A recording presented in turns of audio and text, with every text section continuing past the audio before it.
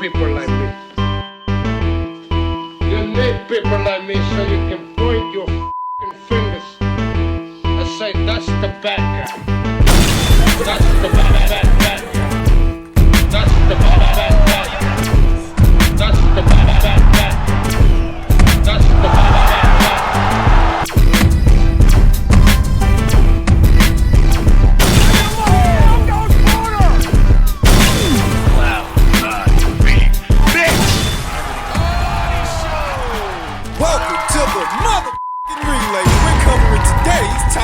News.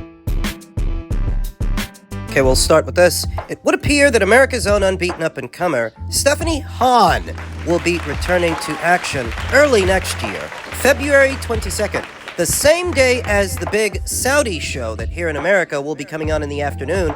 This fight will be coming on during primetime hours for a boxing match. Stephanie will be facing an opponent that has yet to be announced after what was a busy year this year, where she saw action 4 times. Stephanie Han of the Fighting Hans, the younger sister of former IBF champion Jennifer Han, who's still making her bones in the professional ranks, the paid ranks. She debuted as a professional just a few years ago after taking a lengthy hiatus from the sport. What? Stephanie Han started out in boxing at a very young age, but at some point she took a long break, a long hiatus from the sport, and only returned to it at age 31, debuting as a professional boxer in October of 2021. In that way, she's only been a pro boxer for a little over 3 years, close to 4, amassing as much experience whenever she can. That's why she had a busy year last year and a busy year this one. She saw action 4 times. She's already booked herself her next fight, her first fight of next year, against an opponent that has yet to be announced. Who it's going to be, I don't know. Though we do know where it's going to be. It's going to be at the County Coliseum in El Paso, Texas, where the Hans are from and are well known. Stephanie Han has enough drawing power, it seems, to regularly schedule fights in her neck of the woods. Campaigning in the women's lightweight division. That is where Katie Taylor still holds the WBA title, where Caroline Dubois holds the WBC, Terry Harper holds the WBO, and Beatrice Ferreira holds the IBF. It's where Stephanie Han campaigns, and I've no doubts aspires to become a world champion herself, though given who her contemporaries are, that will be difficult. When last I checked, Stephanie Han was ranked pretty high via the WBA's rank standings. Currently, Canada's own Jessica Kamaria is the WBA regular champion. She has the secondary version of Katie Taylor's full title. She's going to be facing Caroline Dubois in what will be Caroline's first defense of the green belt since having been elevated to full champion. It seems to me conceivable that between now and then, Katie might drop the WBA title. If she does, that fight between Jessica and Caroline could be elevated to a unification match. Crawford would put the winner of that fight in Stephanie Han's crosshairs, but is she actually ready for the winner of that fight at only 9-0 with 2 KOs? I don't think so. I think Stephanie needs to amass even more experience before she is ready for a fight like that. And being honest, at 34 years old, I don't even know that she has that kind of time. I like Stephanie Han because she's hot, but it really is slim pickings at 135 pounds. I wouldn't pick her to win a fight against Caroline Dubois. I wouldn't pick her to win a fight against Beatrice Ferreira. Terry Harper, well, she's not an Olympian like they are, but she is more experienced, far more experienced as a pro than Stephanie Han. Those are not winnable fights for Stephanie. The question is, how soon does she want to challenge for an alphabet title? One fight I could go for is a Dixon fight. Rhiannon Dixon, former WBO champion, who's on the bounce, she's on the rebound, she's coming off a first professional loss to Terry Harper. That's the fight where she lost the belt. Now, the reason I could go for a Dixon fight is because Rhiannon Dixon, like Stephanie Han, doesn't have any amateur experience. I thought you said Stephanie started out boxing as a kid. She did, though not on the level of an Olympian competing in the Olympics. The fight is a sensible fight for both because Rhiannon Dixon needs a rebound fight, a winnable one, and Stephanie Han needs experience that if one day you aspire to fight for an alphabet title, you need to be able to make it past the Rhiannon Dixons of the world. It's a good fight. Maybe it happens later on in the year. For now, Stephanie's going to be returning to action in February against an opponent that has yet to be announced, and we'll talk more about it as the fight date approaches. In men's lightweight news, Egis Klimas on Vasyl Lomachenko's back exam. If he's healthy, he will fight again. An MRI exam in the new year will help determine the boxing future of IBF lightweight and three-division champion Vasyl Lomachenko, his manager told Boxing Scene on Friday. Lomachenko, 18-3 with 12 knockouts, will undergo a back examination in his native Ukraine, said the fighter's manager, Egis Klimas. The results will provide insight into whether the two-time Olympic gold medalist can resume fighting in 2025 as big matches in his loaded division loom. Klimas said he has informed the IBF of the situation. Klimas told Boxing Scene that Lomachenko's injury was suffered in training. Lomachenko most recently fought May 12th in Australia, defeating former lightweight champion George Cambodia. the injury was said to have happened in training. Training for who? Training for George? Because if it happened in preparation for the George Kambosos fight, well, he went through with that fight, and he had that fight, and he won that fight, and there was enough time left in this year that could he not have scheduled the MRI sooner to get the answers he's looking for before this year was out? The fight with George was way back there in May, defeating former lightweight champion George Cambodia by way of an 11th round TKO. 1 year earlier, he lost narrowly on the scorecards to former undisputed lightweight champion Devin Haney, now 36. Lomachenko balked at fighting unbeaten WBA lightweight champion Gervonta Davis in a unification this year as Tank proceeded to take a March 1st title defense versus super featherweight champion Lamont Cockroach. Officials at Lomachenko's promotional company, Top Rank, have said previously that they were unsure if Lomachenko would fight again. So like I said, if the injury happened in training, the last time that he was training to fight anyone was ahead of the George Kambosos fight. And if the injury happened then, and the fight took place in May, surely between June, July, August, September, October, November, December, there could have been time to get him an MRI. If not in the Ukraine, someplace else. Poland. America. During the wait, Top Rank moved unbeaten third-ranked IBF contender Keyshawn Davis towards a February 14th title shot at newly crowned WBO champion Denis Berinchyk.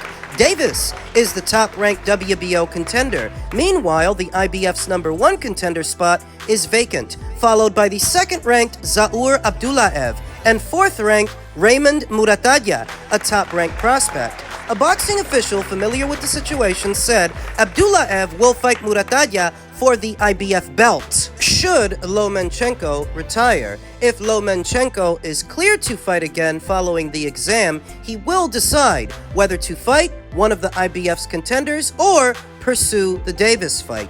If he's healthy, he'll fight again, Climax said. Lomachenko retiring is no mere speculation. It's not fans connecting the dots. Loma himself said as much immediately after the George Cambodia fight, that he only came back for one more fight to win one more belt because of his father. He himself didn't really want to box anymore. Didn't need to, so when he turned down that Gervonta Davis fight, that's what it heralded, his potential retirement. Now they say he's waiting to have an MRI in the new year due to an injury he sustained, but put your thinking caps on, kids. If the injury would have happened some weeks or some months ago, surely Top Rank could have booked him a doctor's appointment anywhere here in America to get him seen in a timely fashion. Not that he has to come to America to get an MRI, because he doesn't. He could have one done in the Ukraine. If things in the Ukraine are too slow, go over to Poland. They got MRI machines in Poland, and there are plenty of Ukrainians living there right now as a result of the conflict. Yes. And if all of that is too much of a headache, you can always come to America and have it done here. If your potential retirement and that decision all hinges on what happens with the MRI, there are ways you could have sped up that process if that's what's really going on. What this all could be is a means for Vasyl Lomachenko to hang on to that belt a while longer while holding off the IBF. Won that belt in May. You need a reason to be able to still hang on to it all these weeks and all these months later without fighting. And months into the new year, you need a reason. What better reason than a medical reason? It's entirely possible that the injury is genuine, just like it's possible that it isn't, and they're just stalling. I don't put nothing past nobody. Not even Loma. Nothing against him. An aging fighter with a young man's style who of his own volition is contemplating retirement, and if he were to return, he'd be returning to a hostile environment where younger fighters all want a piece of him. Shakur S. Stevenson. Keyshawn Davis, if he beats Dennis Berenchik, Javante Davis said he wanted him. It doesn't get easier from here on out. It gets harder. It gets more difficult. More and more difficult for an athletically gifted Vasyl Lomachenko that's not as fast as he used to be, not as durable, and is more injury prone, at least based on this. He had a nagging shoulder injury some years ago. Some years later, it's his back. Something's got to give. He doesn't have to retire at age 36. Going into 37, I mean, Chocolatito's older than him, and he's still around. Usyk is still around. Terrence Crawford is still around. Though they won't be forever. If Vasyl Lomachenko decided to retire now, I would respect his decision, and he would have had a good career. A solid career with ups and downs. And everything in between. Boxing would have been better off had he not been robbed in the Devin Haney fight, because that's what he was. He was robbed. Maybe he wouldn't have been thinking about retiring. The way Ryan Garcia handled Devin Haney, to me personally, doesn't call for a rematch. Are we going to see the rematch with Haney like right away? Like, what are you thinking? Well, look, a fighter having a year layoff is never a good thing. So his comeback fight, must be some kind of warm-up fight, a tune-up fight that we call in boxing. Once Ryan gets back in action, once Ryan gets back in rhythm, and maybe has a tune-up fight, possibly in late April or maybe early May, then I want to throw him in there with the very best. And that's what Ryan wants to do, is challenge himself and fight the best. I mean, whether it's, I'm thinking top of my head, Teofimo Lopez or even Boots Ennis or whoever the very best is. And we still have Devin Haney who is wanting that rematch against Ryan Garcia. Who knows? Maybe that happens again. But again, I have to sit down with Ryan and we'll carve out a plan. That rematch is going to happen because I know like the whole suing thing, and I don't know if that like closed the door towards that, or where's your thoughts on that? Look, when a fighter, first of all, I've never heard of a fighter suing somebody for battery. We're in the business of battering opponents, and so I've never heard that in my entire career as a fighter or as a promoter. It's nonsense, but the only way to square off is inside the ring. So who knows? Maybe we can see another one. Maybe we don't. I think Ryan Garcia put on a performance of a lifetime. So the way Ryan Garcia handled Devin Haney, to me personally, doesn't call for a rematch. But who knows? The back and forth is pretty intense. To a degree, Oscar is right. When you look at the fight, just look at the fight itself and how it played out. Doesn't warrant a rematch. Devin was so obviously overpowered by Ryan Garcia, slapped around, dropped 3 times, lost the decision. Beat up. Now, even if the New York State Athletic Commission chose to rule it a no contest afterwards, people know what they saw, and Ryan is not the one that needs the rematch. Devin is, for redemption, for recompense, for revenge. Devin's the one that needs it. As far as the fight, it's not warranted, but as far as the backstory and the stage, it most certainly is.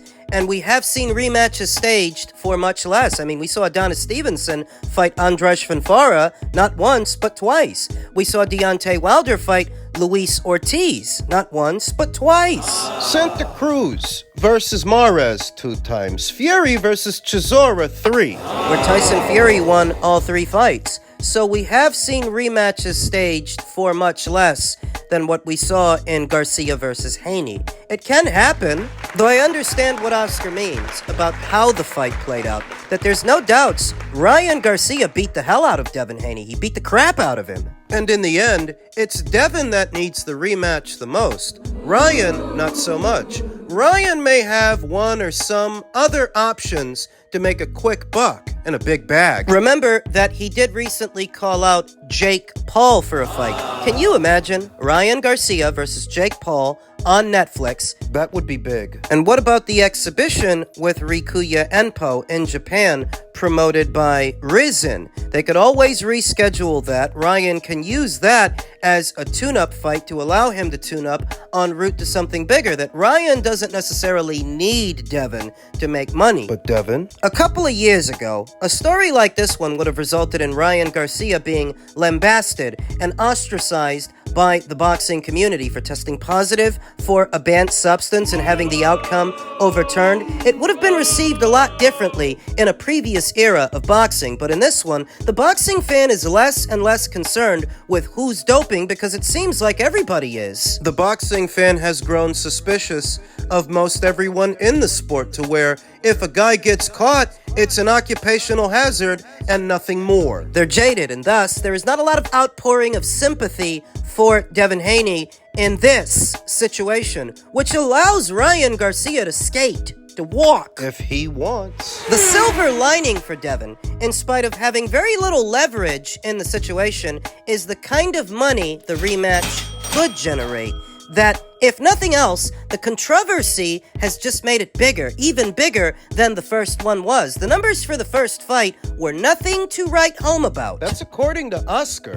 The first fight didn't sell that much, but the second one, because of everything that happened afterwards, oh yeah, that one's gonna generate some dough, generate some cash. But Devin has to be willing to make sacrifices. He has to. No two ways about it. He has little to no leverage to get Ryan to do anything. The recompense and revenge that he wants, if he does in fact want it, may require him to take short money. Danny DeVito short. Rhea Perlman, and that's reality, because you don't have any leverage over him. You by yourself are not so big a draw that you can operate as an island. Big time offers for big time money are not pouring in. You just rejected an offer to fight Teofimo Lopez on ESPN, and it wasn't even a bad offer. You're not being realistic. To get Ryan in the ring, Yes. you may need to make sacrifices, and if you are unwilling to make them, you're only shortchanging yourself. Can't see the forest through the trees. I just think he needs to be reasonable because he does need that rematch more than Ryan. And the true value of it may not even be what the pay-per-view generates or what his guaranteed purse is, what he stands to make, so much as how it will help his stock, because it does need help. Think of it as an investment. You want people to go back to thinking of you the way they used to before Ryan got his hands on you. You gotta do everything you got to do to get him back in the ring. It's the only way you ever gonna get peace of mind, because believe me when I tell you, that press is gonna hound you with that man's legend for as long as you dare to wear boxing gloves. Do you understand that, Devin? Do you understand that? And if he refuses, then you gotta insult him. You gotta dog him. You gotta humiliate him. You gotta do whatever you got to do to get him into that ring, but that's what you got to do.